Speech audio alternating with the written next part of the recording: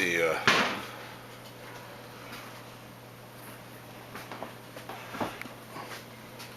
asbestos to get wet.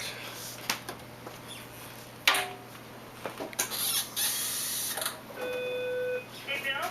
Yeah. There's a Chris Arnoldi on line 1 for you. Oh, how nice for him. Find out what he wants. I'm in the middle of a demonstration. Okay.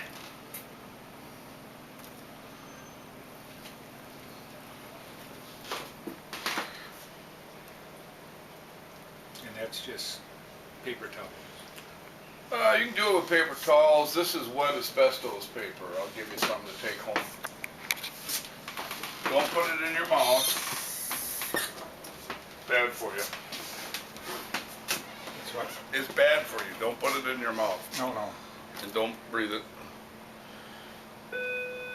He wants to know if you'll be around at 6:30, 7 o'clock. He's got some jewelry that he wanted to bring in and possibly sell.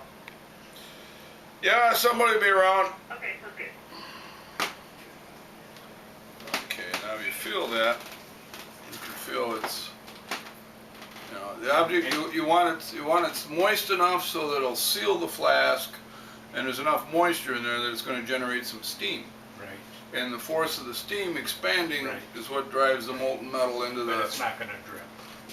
No, you don't want it dripping wet. You just want it good and moist.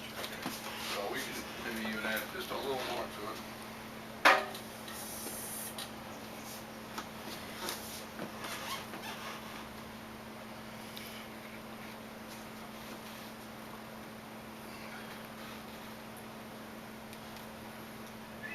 And that's about as much as we can get it to hold, I think. Okay? Okay, next step.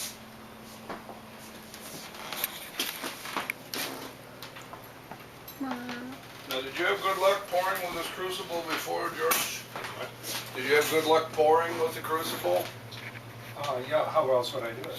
Well, see how my crucible here has a little lip in it? Oh, I see. Oh, Maybe. that would be better. Yeah, I think what we'll do is we'll file a little lip in it. But I don't have one of those. Oh, I can make it in there, huh? Yeah, yeah, we'll just file it. Oh, okay. Okay.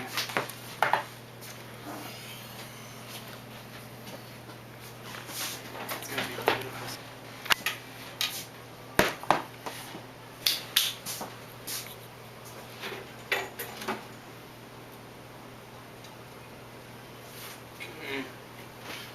Now it's kind of important that you have fireproof material.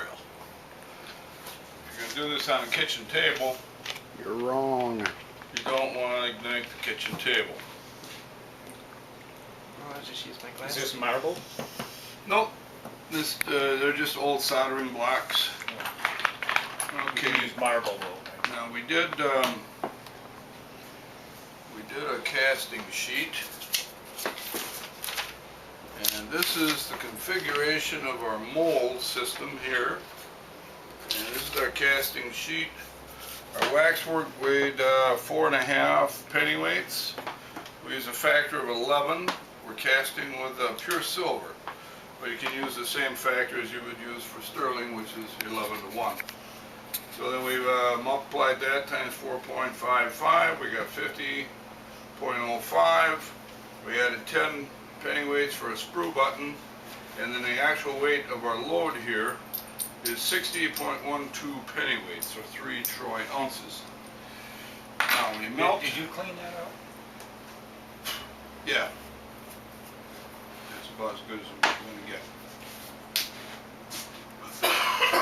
We're going to use an oxyacetylene torch. At home, George has a MAP gas Use the torch. MAP torch. And it works. And if it melts it, if it melts it to a liquid, then it's good enough. Yep.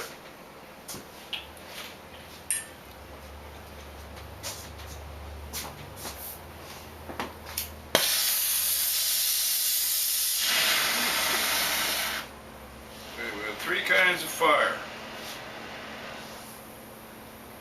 Okay, that is a reducing flame, where theoretically all the fuel and all the oxygen are being burnt. Okay, just get rid of the yellow, you have a reducing flame. Now keep your metal clean as you melt it. That's an oxidizing flame, and it has more oxygen than you need. It burns hotter. Now we're going to preheat the crucible, because otherwise the crucible will remove flammable fluids here. The crucible will act as a heat sink. And it will take you forever to melt your metal because you're having to bring the crucible and the metal up to the melting point. That's a melting flame right there. Yep, that's reducing flame.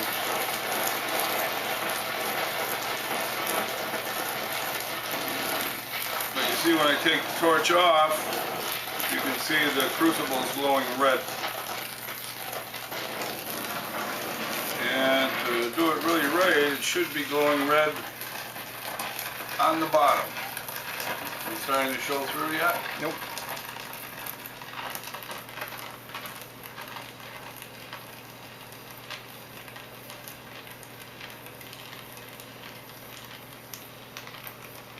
With my map torch do that though.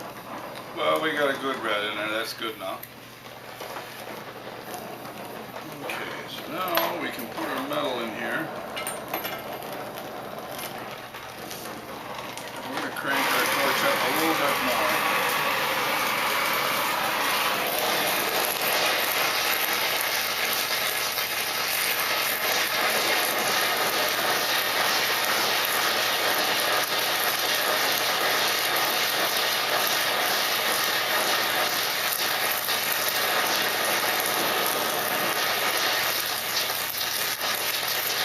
Move your torch around, you get a more even distribution of heat. And you see the top piece there, it's beginning to melt.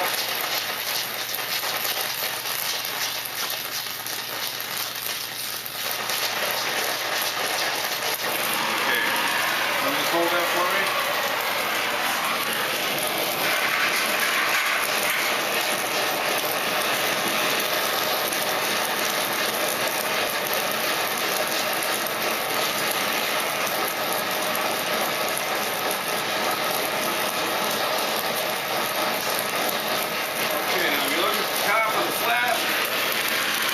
Light gray.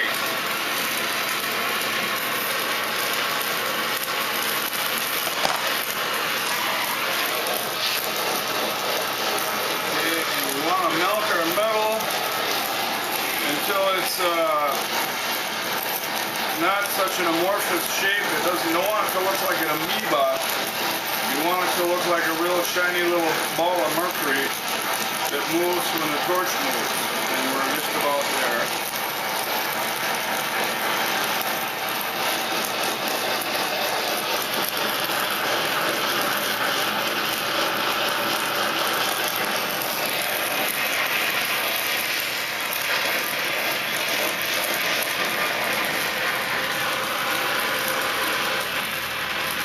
Okay, now there's two risers, one on either side of the main gate, or the main screw hole.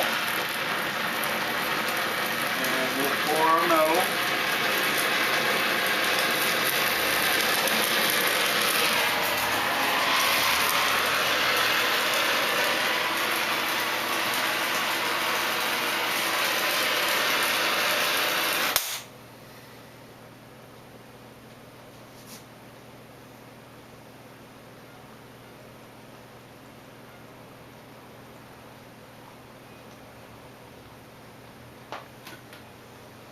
Now if you listen very carefully, you can hear some bubbling going on.